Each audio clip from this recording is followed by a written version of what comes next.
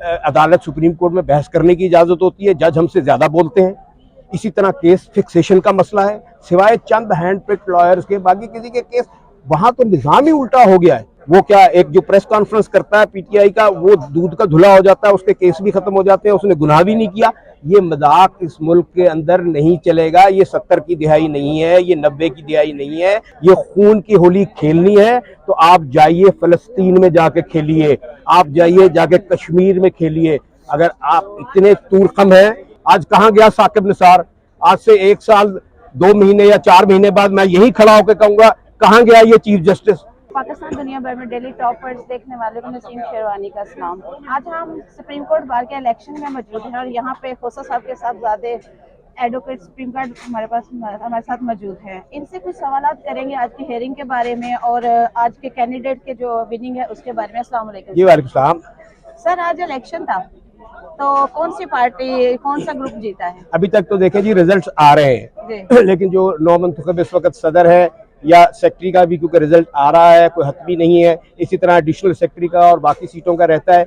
मैं उम्मीद करूंगा कि जो सदर बने हैं वो किसी पार्टी का नुमाइंदा नहीं बनेंगे, क्योंकि वो जिस ग्रुप से हैं वो ग्रुप तो एक पार्टी के साथ पार्टिजन है और वो उस पार्टी के साथ जो है वो उनकी तरफ से बल्कि पिटीशन दायर करता है और वो कहता है कि ना रूल ऑफ लॉ को मानो, ना कानून को मानो, ना आइन को मानो। तो मैं उम्मीद रखता हूं उनसे कि वो आइन और कानून की बालादस्ती के लिए, जो इस वक्त एक जद्दोजहद इस मुल्क में जारी है कि ये इस मुल्क को जो बेआइन बना दिया गया है और इस मुल्क में गैर कानूनी हुकूमतें बना दी गई हैं, उसके खिलाफ वो अपनी आवाज़ उठाएंगे और सुप्रीम कोर्ट बार को एक फाल रोल देंगे वकला की बहबूद के लिए। अभी हमें जो है वो ना अदालत सुप्रीम कोर्ट में बहस करने की इजाज़त होती है, जज हमसे ज़्यादा बोलते हैं। इसी तरह केस फिक्सेशन का मसला है, सिवाय चंद हैंड पिक्ड लॉयर्स के बाकी किसी के केस, वहां तो निजाम ही उल्टा हो गया है।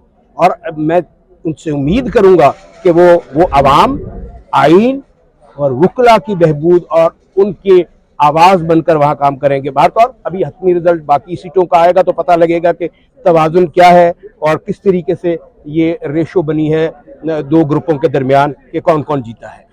सर, जैसे कि न्यूज आ रही है, खान साहब ने अपने लायर्स को बताया है स्लो पॉइजनिंग का वाकया, आईएसआई का नाम लेके एक चीज चल रही है, न्यूज पे चल रही है।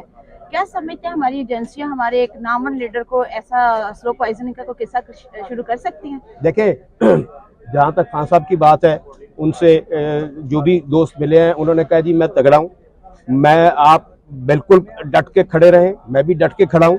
मेरी ज़िंदगी अल्लाह के हाथ में है और अल्लाह की तरफ से अगर मुझे कोई नुकसान आना है तो मुझे कोई नफ़ा नहीं दे सकता, और अगर मुझे अल्लाह ने ही बचाना है तो भारत और ये क्या सराहियाँ हैं, ये बातें हैं, ये अपनी जगह चलती रहेंगी सियासी कंजप्शन के लिए। खान साहब इस वक्त जहाँ बैठे हैं वो ना नवाज शरीफ की तरह गिड़गिड़ा रहे हैं, ना वो कह रहे हैं कि मेरे हाथों पैरों के अंगूठे लगवाओ, ना वो कह रहे हैं कि मुझे बाहर, जब वो कहते हैं जब मैंने किया ही कुछ नहीं है। अब ये तोशाखाना केस खुल गया ना नवाज शरीफ के खिलाफ, अब ये आके भुगते ना सारे तोशाखाना केस। अगर ये कानून की धज्जियां बिखेरेंगे और कानून का मजाक बनाएंगे तो इनके साथ भी यही होगा। इसी तरह आप बाकी देख लीजिए, ये करप्शन के केसेस सबके खुल गए। वो क्या, एक जो प्रेस कॉन्फ्रेंस करता है पीटीआई का, वो दूध का धुला हो जाता है, उसके केस भी खत्म हो जाते हैं, उसने गुनाह भी नहीं किया। ये मजाक इस मुल्क के अंदर नहीं चलेगा। ये 70 की दिहाई नहीं है, ये 90 की दिहाई नहीं है। आज आपका सोशल मीडिया वाइब्रेंट है, आज हर इंसान को अपने हकूक पता है। तो ये जो तमाशा इस मुल्क में कोई मुक्तदर हल्के खेलना चाह रहे हैं, ये खून की होली खेलनी है तो आप जाइए फलस्तीन में जाके खेलिए, आप जाइए जाके कश्मीर में खेलिए। अगर आप इतने तूरखम हैं और अगर आप इतने ही यही कह के यूब खान तशरीफ लाए, यही कह के ज़ियाउल हक तशरीफ लाए, यही कह के मुशर्रफ तशरीफ लाए, कौन सा नया सबक हमें पढ़ाने की कोशिश कर रहे हैं आप? वही किताब, वही हिसाब, वही निसाब और उसका वही नतीजा। अल्लाह ना करे वो हवा में ही उसके बाद कुछ नहीं मिला था ज़ियाउल हक का। तो खुदा के लिए मौलवी मुश्ताक वाला काम ये जज भी ना करे कि इनकी लाशों को शहद की मक्खियां खाएं और ये इबरत का निशान बने। अल्लाह को हिसाब देना है, खुदा के बंदों को हिसाब देना बंद कर दो। सर, जैसे कि आपने जिक्र किया कि ये जो इंडिपेंडेंट ग्रुप जो है आज सिलेक्ट हुआ है, तो ये इनका किसी पार्टी से तल्लक है, तो इससे क्या हम राज समझे कि 9 मई के वाक़े को अब तोल दिया जाएगा, हवा दी देखिए जाएगी? 9 मई का वाकया तो अब सुन सुन के हमारे कान पक गए, मजाक हो गया। 9 मई से ज्यादा बुरा इस वक्त हमारे साथ आइन मुअत्तल करके आइन की प्रख्तियां उड़ा के किया गया है। 9 मई से ज्यादा बदतरीन इस वक्त हालात पैदा किए गए हैं। एकदम महंगाई कर दी गई, कौम को महंगाई तले दफन कर दिया गया। डॉलर की कीमत किसने बढ़ाई भाई बताए ना आप। ये जो कहते हैं, आप कहते हैं कि जी स्मगलिंग बंद करेंगे, बॉर्डर मेरे पास है कि बॉर्डर किसी और के पास है? कौन स्मगलिंग कराता है? कौन वहां से दरवाजे खोलता है? कौन वहां से ट्रक आने देता है? मैं तो नहीं आने दे रहा भाई। ना वो जो कलियारी में बैठा है या कराची में बैठा है या जो कोयटा में बैठा है, वो जिसके पास है, जो उनका मालिक है, वही कर रहा है। आप क्यों हमें बेवकूफ बना रहे हैं? कभी आप खुद शुरू कर देते हैं, कभी आप खुद बंद कर देते हैं। लिहाजा खुदा के लिए होश के नाखून लें, इस मुल्क को आगे जाने दें। जो भी जीतता है, मैं किसी के हक में और किसी के खिलाफ बात नहीं कर रहा हूँ। हर इदारा अगर अपना काम करेगा तो ये मुल्क तरक्की करेगा।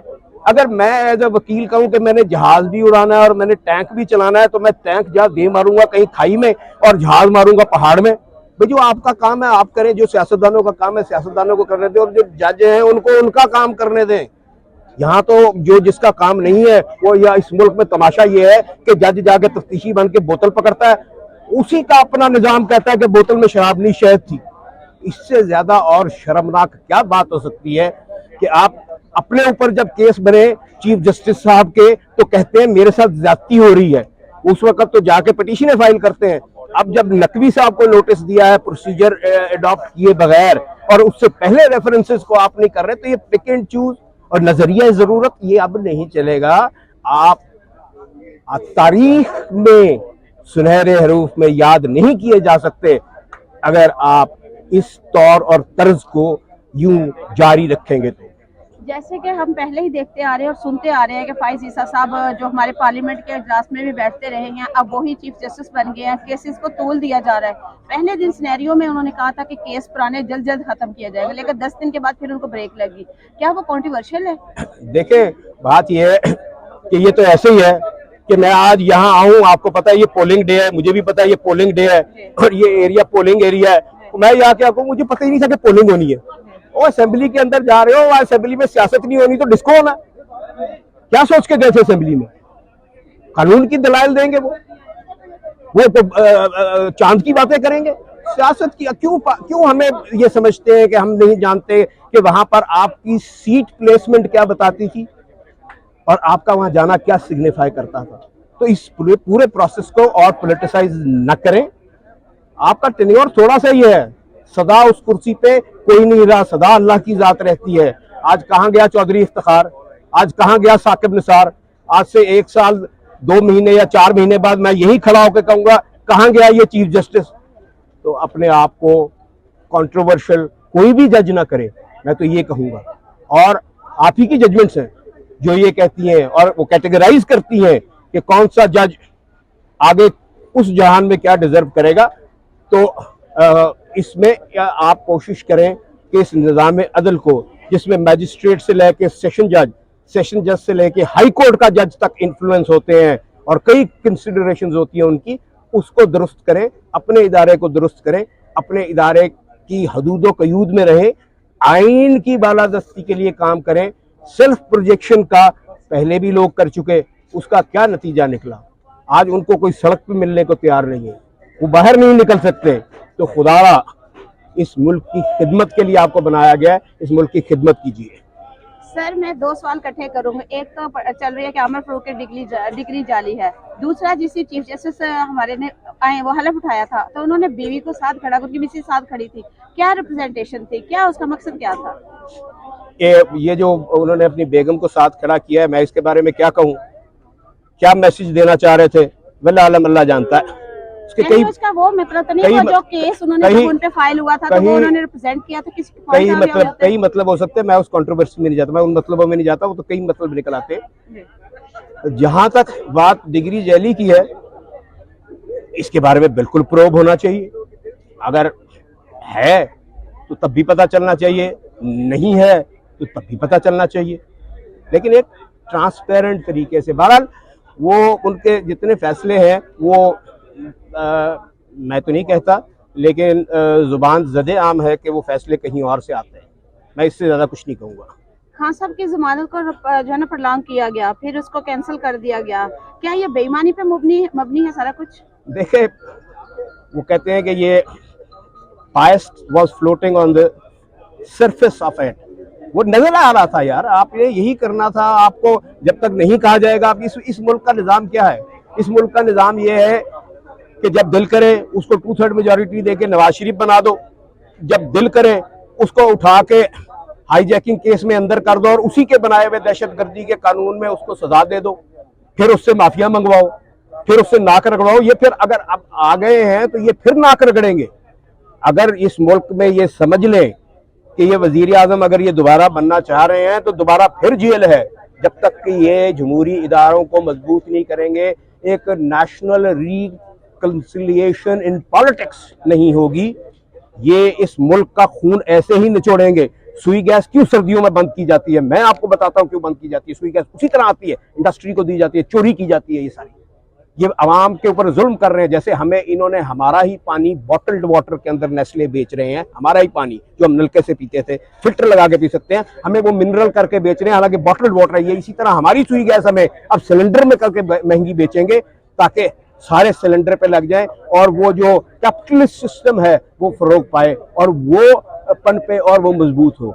ये सारा कुछ मजाक बनाया जा रहा है इस अवाम के साथ। एक वाकया हुआ था 2 माह पहले, जब अयूब खोसा साहब को लिफ्ट में बंद कर दिया गया था। लतीफ खोसा जी, लतीफ खोसा साहब को जो था वो बंद कर दिया गया था लिफ्ट में, क्या उस पे भी कोई जारियत थी, उस पे भी कुछ मैसेज दिया गया था? देखें, लिफ्ट बंद हो जाती है लेकिन उसकी बिजली बंद नहीं होती, उसका एग्जॉस्ट बंद नहीं होता।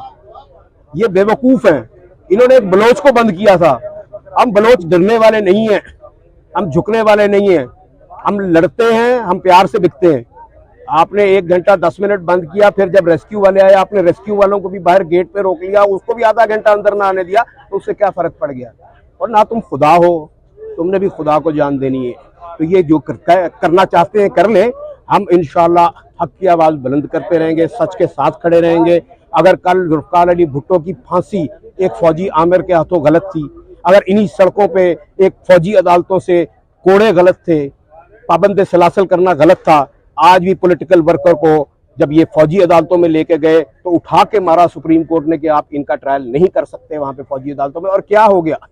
एक जहाज इंसानी जान से ज्यादा कीमती है, एक बिल्डिंग इंसानी जान से, उसकी सोच से। क्या अभी कुछ दिन पहले फ्रांस में या कहां वो हुआ, उन्होंने आगे लगाई, उन्होंने सब कुछ किया, पकड़ के उनको मिलिट्री कोर्ट्स में डाल दिया या उनको दहशतगर्द बना दिया। ये बिल्कुल गलत तरीका है जो इस मुल्क में इस्तेमाल किया जा रहा है। बहुत शुक्रिया sir, thank you so much again, हम आपके शुक्रगुजार हैं और हम रिजल्ट का वेट करेंगे। बहुत शुक्रिया, thank you. Thank you, thank you.